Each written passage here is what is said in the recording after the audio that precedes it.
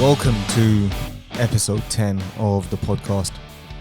Bit of a quiet week on the trading front as I've been a bit preoccupied with a few other things here and there, and also had a wedding to attend last weekend before last actually, which was quite inconvenient as I was hoping to watch the Tyson Fury fight, but thankfully someone savvy on the bride side fired up on their phone midway, so managed to catch the last two rounds.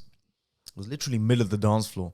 There's about a dozen of us huddled around one phone, and the women had no idea what was going on. I heard one of them ask if we're about to do a dance off or something, but the only person that did do a little funny dance in those 5 minutes was Dillian Whyte when he got caught with that thunderous uppercut. What a punch that was. And I mean, I couldn't help but feel sorry for Whyte. I mean, he's been the mandatory challenger for the world title for years now. And there's just so much politics that goes on behind the scenes in the fight that us fans just aren't privy to. And all that stress and drama no doubt has an effect on the fighters, especially when you're the B side in negotiations and you don't get things your way. Apparently that was the case with the pay-per-view money, which Dillian Whyte wasn't entitled to. Apparently he was just getting a flat fee, so he decided not to even bother turning up for the press conferences. I mean, if he's not getting a slice of the pay-per-view revenue, then why even bother promoting the fight? Which is a bit of a shame because the build-up would have been absolutely epic. Though it didn't hurt the ratings, it was a sold-out Wembley Arena. And it was an okay fight in the sense that there was no back and forth, shift in momentum. It was just one-way traffic. So it was an okay fight, but it was an outstanding performance by Fury, who did exactly what he had to do to win. And Whyte had absolutely no answers. I thought Dillian Whyte was, good enough to figure out a way to get inside, and he's a very improved fighter. He's so much more dynamic than he was before, but he does get hit a lot. And he made no secret about the fact that he's going to try and land that left hook. But when you telegraph your punches, especially against someone as slick and as fast as Fury, he's going to see them coming a mile off, as he did with Deontay Wilder. So it's a bit disappointing that Whyte couldn't make the fight competitive and turn it into a British classic, which everyone was hoping for. But I'm not going to take anything away from Fury here. It was an inch-perfect performance. And many fans and pundits are really throwing it out there that he may be the greatest British heavyweight ever, and are already deciding where he ranks in the all-time category. And it's quite typical of fans and critics, especially after the immediate conclusion of an event, to get carried away with the commotion. Then emotions are high, but it's been a week now. Temperatures have cooled, and like I said, they're genuinely deciding where he ranks on the all-time great list. Now, let's make no mistake. Whilst we can agree that he in all likelihood is and will remain the best heavyweight of this generation, does he really have a resume that stacks up against the likes of Ali, Foreman, Frazier, Lewis, Holyfield, to name a few? Tyson Fury certainly has all the attributes of an all-time great. There's no doubt about that. He's a giant, he's fast, elusive. And barring the Klitschko fight, he wins fights decisively. He scores big knockouts, which, by the way, puts to bed all the rumors about him supposedly having, skinny legs and being a powder puff puncher. But personally, I still think he has work to do to be in that all-time great conversation. You have to have at least fought the best of your era. There has to be no question marks as to whether you would or wouldn't have beaten this guy or that guy. And with the previous generation of heavyweights, well, not even heavyweights, any weight for that matter, the best fought the best. They all fought each other. Lennox Lewis, Klitschko, Evander Holyfield, Mike Tyson, Ray Mercer, Shannon Briggs, Frank Bruno, Oliver McCall, Riddick Bowe, they all fought each other. Now, I don't want to ramble for too long on this. I mean, I'll probably do a separate episode on this topic, but for today's crop of fighters, especially in the heavyweights, to be considered amongst the all-time greats, they have to have at least fought everyone in their weight division. Tyson Fury has to fight Anthony Joshua and Alexander Usyk. And if he beats them, the likes of Joseph Parker or Andy Ruiz and Povetkin and so forth, they're just the cherry on top.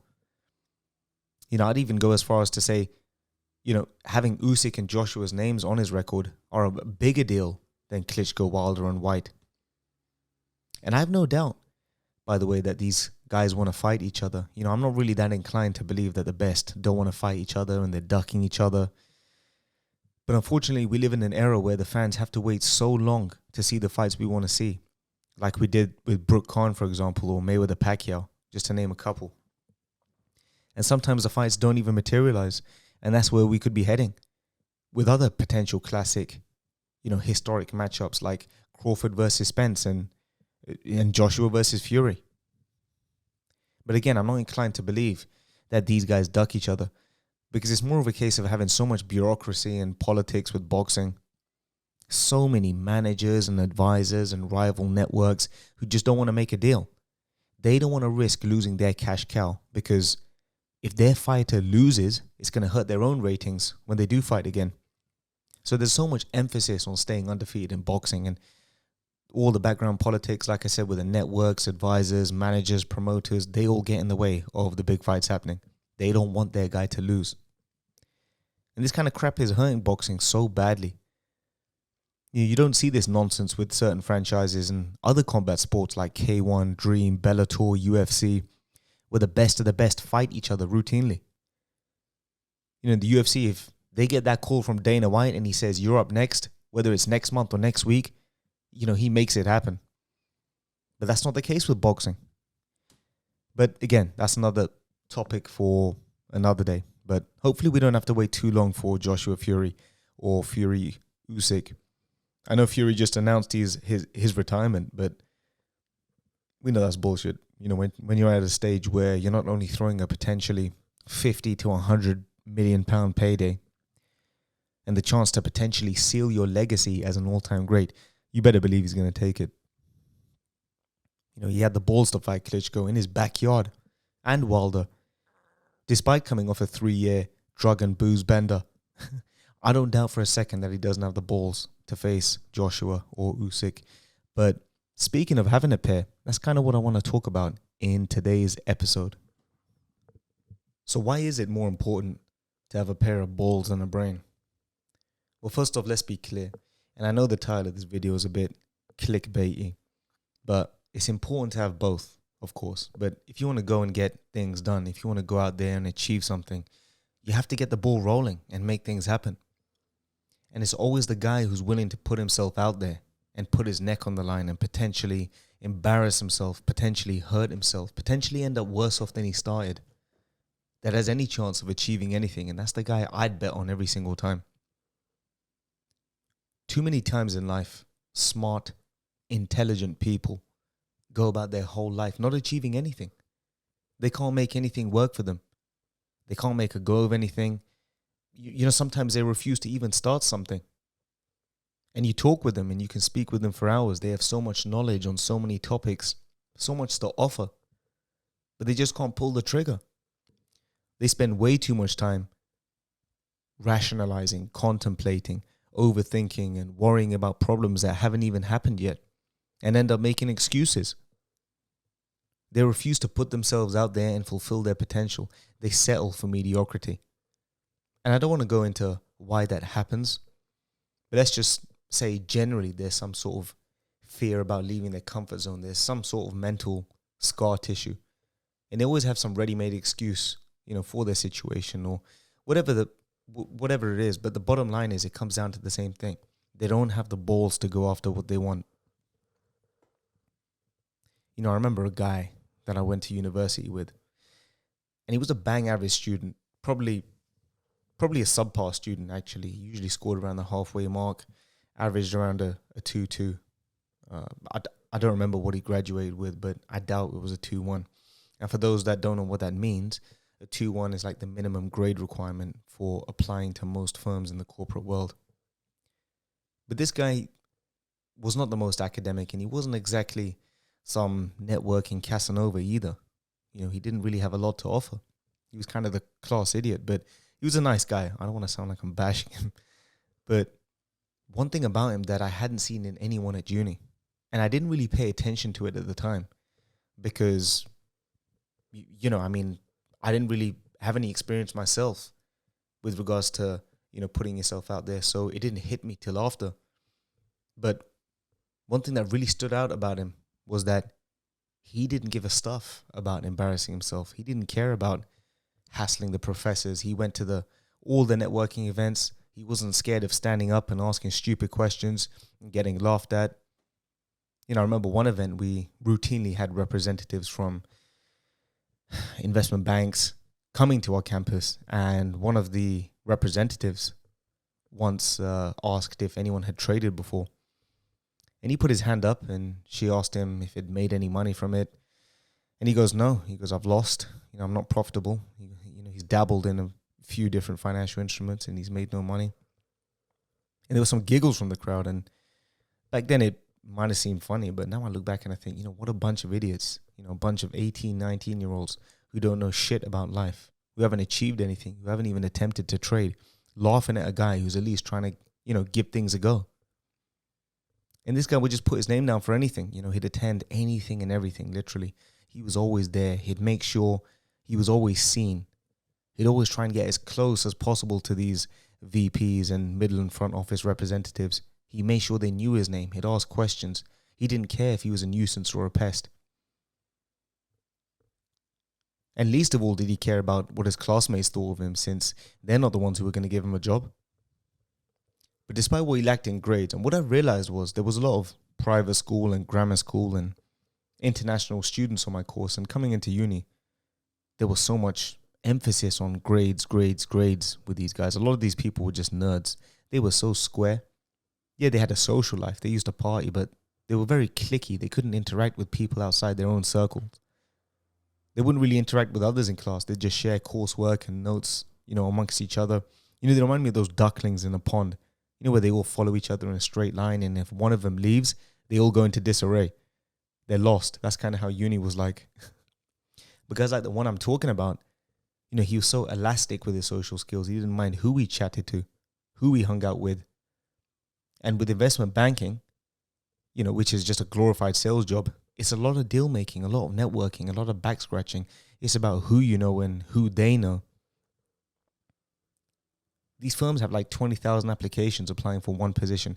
Everyone's overqualified with undergrad and post-grad degrees, and they've all got 2-1 or a first. It's impossible to stand out, so there's a huge emphasis on social skills. Long story short, one thing led to another. He met a person here and there and ended up landing a job at BlackRock, which is one of the biggest investment banks. Meanwhile, the bookworms and nerds on my course, who were crushing it year in, year out, ended up with a high 2-1 or even first class honors. Most of them ended up either working in one of the big accounting firms like Deloitte or KPMG, or even taking out further loans to go and get a master's degree. So all they ended up doing was getting themselves into even more debt, and now they're overqualified and still aren't earning six figures. The point I'm making isn't that there's no merit for hard work, but this guy wasn't afraid of being embarrassed. He had nothing to lose. He didn't have the grades, but he knew what he wanted to do. And he was bold and he was daring and he put himself out there. He made connections. He made things happen. And the funny thing is, on paper, he's probably not even the most qualified for his position. I'm not sure exactly what he's doing now, but let's say even if it was back office work, I have no doubt that he's the type of guy who'll be able to work his way through to middle office and front office and become an analyst or a trader. It's not the traditional route, but where there's a will, there's a way, and he forges his own path. And like I said, 20 or so thousand applications for a position where everyone's overqualified. He found a way to stand out. He had more balls than brains. Even when it comes to things like YouTubing and podcasting, I've come across some podcasts out there where the hosts literally have no idea what any of the guests are talking about. They're not able to engage with the guests on their show because they haven't done their homework and just wing it and let the guest carry the show. Or sometimes there's like a group of them interviewing someone and none of them know anything about and the guests are literally carrying the show. And they're killing it. Millions of hits on YouTube, weekly, monthly. I watch a lot of boxing channels on YouTube, and again, the same thing. So many of these channels, they literally know nothing about the sport, despite being around the sport for so many years. They still ask stupid questions when interviewing fighters. They don't offer any opinions of any substance. They don't understand matchmaking, but they're so dedicated to their craft. They fly to all the cities, they follow the fighters around, they visit their training camps, and they're pumping out videos daily. Take Eli Sekbak, for example. ES News, he goes by on YouTube. You can check him out. This guy is one of the original YouTube boxing channels, and this guy has been around for the sport for over 15 years, and he has uploaded over 100,000 videos. All he does is run around with a camera, asking fighters stupid questions, following them around camp, attending every press conference, putting out content. For over 15 years, he's constantly been pumping out an average of 20 videos a day. And he hasn't improved one bit as a journalist of the sport, and has accumulated over 700,000 subscribers and over 1 billion hits on YouTube. You guys should check him out. ES News is the channel. Everyone in the boxing world knows him. Fighters and coaches routinely insult him. Floyd Mayweather insulted him, saying if he was good, he'd be working with Showtime or HBO. Ronda Rousey once threw him out of camp. Freddie Roach once racially insulted him. Joe Goosen, the legendary trainer, routinely insults him at the gym. But this guy, he's got a thick skin. He just shrugs it off. He laughs about it and he keeps coming back. He's a go-getter, a bang average journalist. Hasn't learned anything about the sport, but again, he's got more balls than brains. He doesn't care about embarrassing himself. He's not worried how others might perceive him, whether he'll look bad. He just goes about his business. IFL TV, another great example. Coogan's another guy like Ellie. This guy's from UK, East London, actually. And again, all he did was travel up and down the country with his 2-inch camera, filming fighters, letting them talk, going to boxing gyms, interviewing up-and-coming fighters. And he's been doing it since 2010. 12 years in the game, over 700,000 subscribers, and 1 billion hits as well. And he still doesn't know a lick about boxing. Literally, what he did took zero brains. All he did was put himself out there. He was persistent with it, and he made things happen. He had the balls to go out there and get what he wants. And there's countless examples I can give, but these are the most relatable to me. You know, a few months ago on YouTube, I saw a great video on Denzel Washington. I love Denzel. And he was at some uni campus and he gave a speech on fear and pursuing your goals. And he illustrated the point with a great story. I think he was quoting another motivational speaker, but it went something like this. He goes, imagine you're on your deathbed and standing around you are the ghosts of unfulfilled potential. The ghosts of the ideas you never acted on, the ghosts of the talents you didn't use, and they're standing around your bed, angry, disappointed, and upset. And they said, we came to you because we thought you would bring us to life, they say.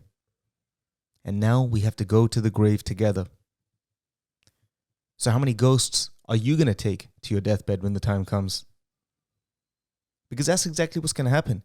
If you go about life wondering what could have or should have happened if you took action, it doesn't matter how big or small it is in other people's minds. It could be anything. It could be going on that roller coaster, or driving on the motorway for the first time, or getting in the ring for the first time, posting that video of your dance. It doesn't matter how big or small it is. But it's the principle of being defeated by fear, which is always going to haunt you. You know, on a personal level, I've always been a shy, little bit introverted type of person. But one thing I pride myself in is never giving in to fear. And I always, try things outside my comfort zone. Nobody's ever seen me dance or give a speech. And on my wedding last year, I did a solo dance with my wife and I gave a speech. I was shaking like a leaf, literally. I was supposed to be getting married in 2020. Ended up happening in 2021. I proposed in 2019. So for 2 years, I was constantly overthinking and fretting over, what are people going to think of me? What if I mess up the move? What if I slip? What if I choke and stutter on my speech? All these thoughts were going through my mind. And when the time came, all the nerves went away. Literally, I spent 2 years stressing over something that lasted less than 5 minutes. Even my first golf tournament, I remember entering it, and I was having sleepless nights about it too. I was a single-figure handicapper, worried, what if I slice it in the trees on my first tee shot? What if I don't play anywhere near my handicap and people think I'm a joke? And when I got there, I was shaking like a leaf. My hands were sweaty. I could barely grip the club. And when I did swing it, I swung it like 200 miles an hour because I was so nervous, and then ended up slicing it in the trees. Because you attract what you fear. But that's a conversation for another time. I even remember the first time I sparred. Same thing. Legs felt heavy. Literally felt like they were stuck to the ground. My heart was pounding, gripped with nerves. But that first time you get hit in the mouth and your brain rattles, yeah, it sucks. It hurts. But after that, you know what to expect. You know how it's going to feel, and you do your best to avoid getting hit. If it didn't hurt, you wouldn't move your head. But all that theorizing about boxing and talking about it, watching it with your mates, oh, Anthony Joshua, he should have rolled with it. He shouldn't have got hit with that left hand. Oh, that guy's got no chin. He's got no heart. All that bullshit goes out the window when you actually have the balls to step in the ring and put yourself in the line of fire, because it humbles you. And 99% of the armchair critics have never been in the line of fire. It's one thing talking about something, and it's another thing having the balls to do it. Same thing goes for trading. There's university courses out there on trading. There's master's degrees that cost like 10, 15 grand on how to trade. And it's all theory. It's an absolute joke. Professors lecturing students on theory on what you should or shouldn't do in the markets. And again, none of it matters. Nothing will teach you about trading faster than actually placing your first trade. Experience is more important than theory. And the only way you'll experience something is by having the balls to do it. Even with this YouTube thing, I made so many excuses not to get started. But I ended up shelving the idea of starting a podcast and getting on YouTube, and I started making excuses to myself. Nobody's going to listen. It's going to interfere with my work schedule. It's a lot of effort with no fruit to bear. But all I was doing was just making excuses, not to get started. And one day I thought, you know what? Just do it. Stop overthinking and analyzing. Stop talking about it and just do it. This is something you want to do and that you're going to enjoy. So just get started. Just do something. There's no such thing as a right time to start. I had no idea how to cut and edit a video or record audio or what content to put up. I couldn't even find the bastard record button on the camera when I started. And my first YouTube video, it's like 8 minutes long, but it probably took me about 20 hours from start to finish to edit it. I was YouTubing tutorials side by side of what I was doing, and I thought, you know what? I got newfound respect for people that do this daily. Like I said before, those critics on the side who've never tried anything, who want to criticize people, I always recommend you try it yourself because it humbles you. And this YouTubing thing humbles me because now I see how much effort it takes to put out content regularly. And then my next video, it was similar duration, but probably took half the time to edit, and so forth with the next video. And by then I hit a wall. I couldn't think of ways of creating any more video content on a regular basis. And it's too expensive for me to pay someone to edit these videos, since I'm only getting like, a couple thousand hits on these first few videos. So I figured, you know what? I've got a lot to talk about and there's a lot of things I want to say. So why not start a podcast of me just talking to myself, essentially? So I went and bought this overly expensive piece of kit. I think I've got like 4 microphones and 4 headsets with it, so I'm a bit over-engineered. But these weekly podcasts I put out, get even less hits. I only get like a couple hundred hits on them. But it doesn't matter because I feel alive doing it. I feel like this is something I enjoy and something I've always wanted to do. And I really feel like, I'm fulfilling my creative talent, so to speak. I'm doing what I love. And I'm so grateful for those that tune in and listen to what I have to say. Whether it's 20 people or 2 million people, honestly, the numbers don't matter to me. Because with time and consistency, the numbers will take care of themselves if enough people resonate with what I have to say. If people, don't want to listen to me, then that will show in the numbers and no one will listen. And then, so be it. But the fact that I'm already getting, a couple hundred people or whatever it is listening to me, it shows that people do resonate with what I have to say. So Not only do I enjoy what I'm doing, but I guess, I guess you could say, I'm not too bad at it either. And, again, as I was saying before, when I used to listen to other podcasts, I used to bash them thinking, yeah, I could do so much better job.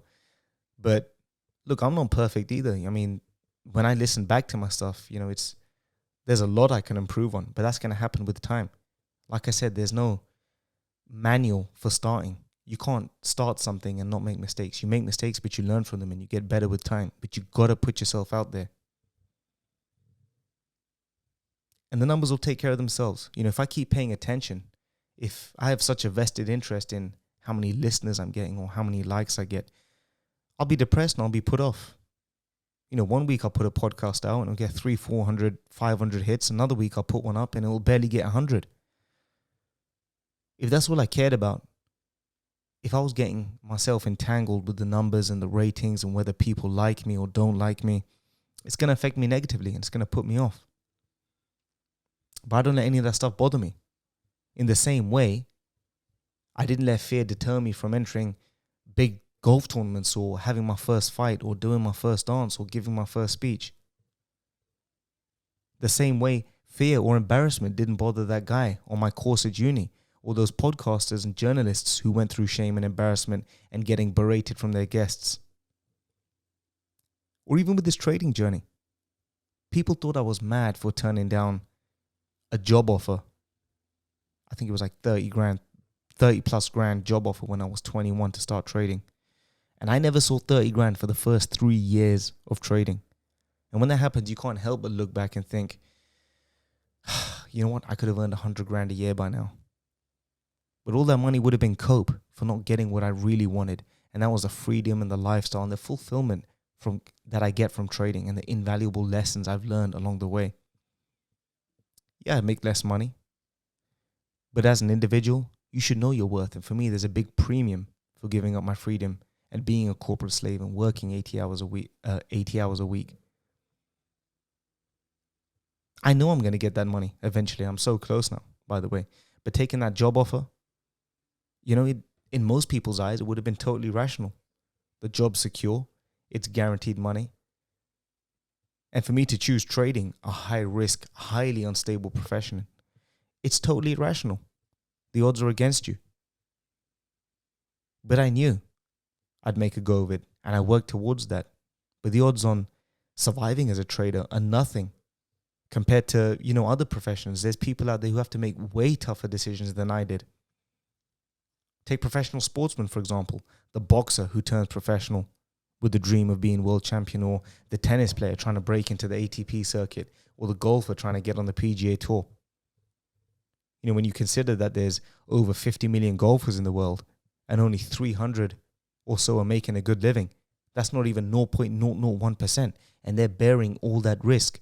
The money to travel, the money to enter tournaments, the money to pay a caddy, the money to pay managers. They have to bear all that risk before they even tee up. And they have to win or place on these small circuits just to stay alive. Talk about pressure. Or take game-changing businessmen like Elon Musk, who sold PayPal and cashed out over $100 million. He could have sailed off into the sunset, bought his own island and lived like a king. But no, he had a vision. He knew there was more he had to offer. And he had the balls to put all his money up and risk going broke to make it happen. And it went tits up. He was 1 week away from bankruptcy. He was sleeping in his own factory, working 20 hours a day. Now he's the richest man on earth and one of the most iconic figures of this generation. He's trying to change the world. But I'm supposed to be fearful for turning down 30 grand a year, or do my first speech, or have my first fight? I'm not here to minimize mine or anyone else's struggles or fears, because everyone's journey is different. Everyone's story is different. A victory is a victory, no matter how big or small. Like we say in trading circles, green is green. But sometimes perspective is necessary. And sometimes we make a big deal out of things that don't matter in the long run. People have very short-term memory. They'll forget about your failures or shortcomings or embarrassing moments. Had I messed up my first dance, yeah, they'll laugh about it, but they'll forget. You know, that sliced tee shot on the first tee of my golf tournament. Yeah, people will laugh, but they'll forget. Your boss will forget you ever asked for a pay rise. People will forget that, that 6-inch putt you missed on the green. That girl will forget you ever asked her out by next week. They'll move on and forget quickly. Sometimes you build things up bigger than they actually are. You don't have to have balls like Elon Musk. You don't have to go all in and risk everything to get what you want. But too many people don't even attempt to put themselves out there and roll the dice. They want to play it safe because it's easier. But, you can keep your day job. You can keep all your family and financial arrangements. You don't have to go all in. But everyone can carve out half an hour or an hour here or there and brick by brick work on something they love doing. And this is especially the case for younger people in their late teens or 20s where responsibilities are minimal as an adult. Those are the years where you have to embrace risk and try things out. You got to make mistakes and learn. And it's never too late. And there's people who can attest to that. But things only get harder in your 30s and 40s and so on when other responsibilities get in the way. But if you want it bad enough, you'll make it happen. So stop overthinking and overanalyzing things. All that's going to happen is you're going to find more reasons not to get started. You have to be fearless. You have to be aggressive with getting what you want. And sometimes, it does mean being irrational and leaving your comfort zone and embracing risk. But there's no bigger pain than the feeling of regret. And there's no better therapy than getting what you want. Don't be that guy on the deathbed who dies with the ghosts of unfulfilled potential. You don't want to look back on life and regret spending time on things that don't matter, with people that don't matter, worrying about people's opinions who don't matter. So go and start writing that book or doing that painting or play that instrument or start that business or ask for that pay rise or talk to that girl and start living life on your own terms. We'll wrap it up here. I know I've rambled maybe a bit longer than usual, but hopefully I've given you some food for thought. But let me know what you guys think. Has fear ever stopped you from fulfilling your potential? Let me know what you think in the comments below. And don't forget to like, share, subscribe, all that good stuff. And we'll speak soon.